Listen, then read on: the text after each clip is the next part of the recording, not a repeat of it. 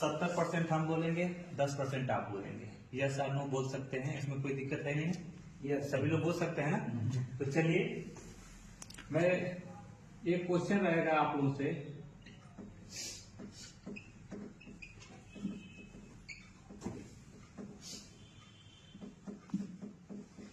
ये ऐसा क्वेश्चन है कि जो हम सभी लोगों का है, और बेहतरीन चीज ये है कि are you with the time, क्या हम समय के साथ हैं।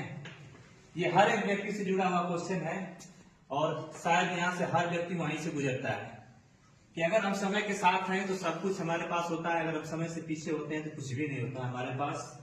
रीजन क्या है कि समय के बारे में इसलिए बात कर रहा हूं कि जिस समय में हम चल रहे हैं, क्या समय हमारे साथ है कि हम समय के साथ हैं, मायने ये रखता है। तो सबसे बड़ी बात है कि are you with the time, क्या हम समय के साथ हैं या नहीं है। आइए हम देखते हैं। अगर आप नहीं बोलेंगे तो मैंने कहा कि 70% का क्लास है, 70% हम बोलेंगे, 10% आप बोल सकते हैं। यस और नो? यस। समय के साथ है? नहीं सर, नहीं है। रीजन क्या है? कहीं मैं डाटा के हिसाब से देखना चाह रहा हूँ, जो हमारा डाटा नहीं है ना हमारे कंपनी का डाटा है।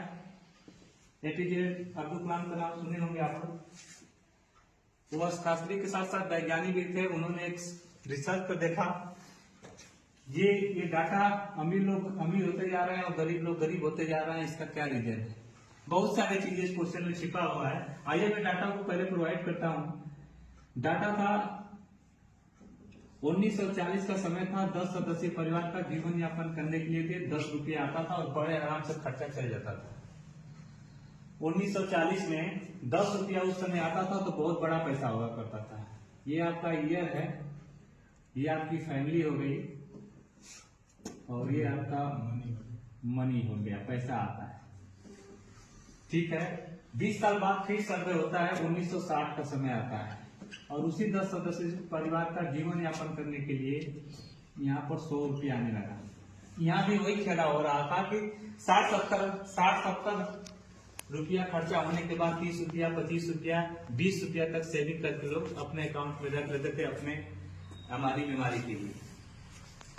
ठीक है। इसी तरह से 20 साल बाद फिर सर्वे होता है और आता है 1980, और उसी 10 सदस्यीय परिवार का जीवन यापन करने के लिए यहाँ पर 1000 रुपया आने लगा। और यहाँ भी तक कहानी बहुत अच्छी थी। यहाँ तक भी मेंटेनेंस बहुत तगड़ा हो रहा था। यहाँ भी खींचातानी शुरू हो गई थी, बाकी फिर भी खर्चा चल जा रहा था। यहाँ भी 700-800 और 900 तक यहाँ पर खेला होने 900 तक खर्चा हो जा रहा था। 100 रुपया सेविंग के रूप में लोग रख लेते थे। यहाँ तक तो हम लोग को समझ में आ रहा था। 20 साल बाद क्या आएगा? 2000। ठीक है।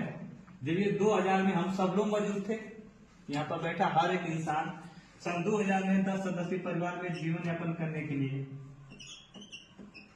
10,000 रुपया आने लगा। क्या आप हम बताएंगे कि हम संतुष्ट थे इस 10,000 को लेकर? No sir. वाई? रीजन क्या है? मैं आपको बताऊं कि सन 2000 में हम लोग बिलोंग करते थे, और हम लोग के पूरे होश हवास में सन 2000 गुजरा हुआ है। ये सन 2000 जो गुजरा हुआ है, 10,000 रुपया तक परिवार का खर्चा मेंटेन, 10 लोगों की परिवार का खर्चा मेंटेन हो पाता था या नहीं हो पाता था? नहीं हो पाता। नहीं हो पाता था। क्यों नहीं हो पाता था? यहाँ पे भी एक कारण है, महंगाई की। महंगाई है, ठीक है। यहाँ पर बहुत सारी चीजें बढ़ गई थी। तेल का भाव, नून का भाव, हल्दी, यानी आर्थिक व्यवस्था सारा चीज डेवलप हो गया। टेक्निकल बढ़ गई थी। टेक्निकल बढ़ने के कारण, तकनीकी बढ़ने के कारण, महंगाई बढ़ने के कारण ये सब यहाँ पर नामुमकिन सा दिखने लगा। फिर 20 साल बाद फिर सर्वे होता है। सन 2020 आता है 10 सदस्यीय परिवार का जीवन यापन करने के लिए यहाँ को 1 लाख रुपया आने लगा। जरूरत पड़ने लगी इस डाटा के अनुसार। यहाँ पर बैठा हुआ इंसान, जो भी हम लोग यहाँ पर बैठे हैं, इस सन 2000 में इस इनकम को हम लोग टच कर रहे थे या नहीं कर रहे थे? नहीं। ये 10 सदस्यीय परिवार में ये 1 लाख रुपया कम पड़ रहा था कि बेसी पड़ रहा था? कम पड़ रहा था। रीजन क्या था? महंगाई। सर महंगाई हर साल 5% बढ़ रही है। 5 साल बढ़ रही है। मैं जो डाटा दिखाया उसे 10%। सर महंगाई एक रीजन में आपको एक क्वेश्चन और सर आपसे बनता है, एक मालिक इस मालिक कम है और एक नौकर नौकर के 2 साल के थोड़ा सा ध्यान दीजिए क्वेश्चन पे। एक मालिक और नौकर में क्या अंतर होता है? 10 गुने का अंतर होता है। 10 गुने का अंतर होता है। तब वो आप मालिक 10 गुने का अंतर तो मालिक बन जाएंगे आप। मान लीजिए हम एक मालिक हैं, चाहे हमको नौकर मान लीजिए, आप मालिक बन जाइए। अगर आप हमसे 10 रुपया अधिक लेंगे तो आप मालिक हो सकते हैं? मालिक और नौकर में क्या डिफरेंस होना चाहिए? एक मालिक है जो मालिक है और नौकर नौकर है, तो कितने का अंतर होना चाहिए? हम उसको कब नौकर मान लेंगे? अगर मान लीजिए आपकी सैलरी, थोड़ा सा स्पष्ट कीजिए, 1000 रुपये है, ठीक है, 10% कितना हो जाएगा इसका? 100 रुपया। अगर हम दे रहे तो मालिक बने रहेंगे कि नहीं बने रहेंगे? 100 रुपया अगर हम दे देंगे तो हमारा इसमें खर्चा चल जाएगा ना, मेंटेन कर सकते हैं ना। तो 10 गुना में कोई अंतर सही है ना उनका करने का मतलब। यानी हम 1000 रुपया कमा रहे हैं तो 100 रुपया अपने नौकर को दे सकते हैं ना। गड़बड़ नहीं ना बताया दरोगा जी कि गड़बड़ है? गड़बड़ है। 10 गुने का अर्थात होना चाहिए आपके लिए फुल भी है, जोरदार करें। बेइज्जती मत करिए, बजाना तो दिल से बजा लीजिए, फिर पीट मार रहे हैं।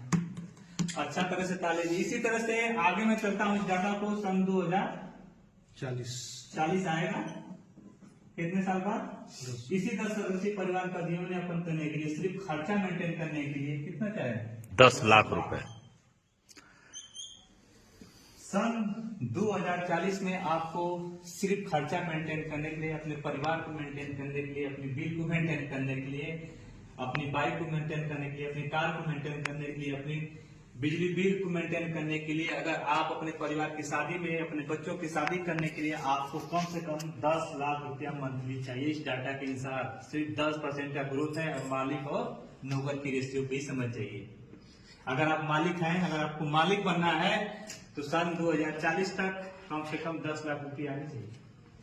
क्योंकि आप आइडिया लगा सकते हैं कि एक जो मिस्त्री है एक दिन तक कितना पा रहा है?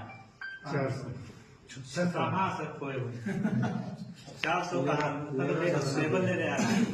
600 रुपया अगर एक दिन में कमा रहा है तो महीने का यानी 600 रुपया वो डेली कमा रहा है, फिर भी परेशान। तो आप एक आइडिया लगा सकते हैं, अगर सरकारी जॉब वाले लोग हैं, अगर 20,000 40,000 कमा रहे हैं तो आप माइनस में हैं कि प्लस में? माइनस में। मान लीजिए 1 लाख भी कमा रहे हैं तो माइनस में है कि प्लस में? मैंने एक चीज बताया हूँ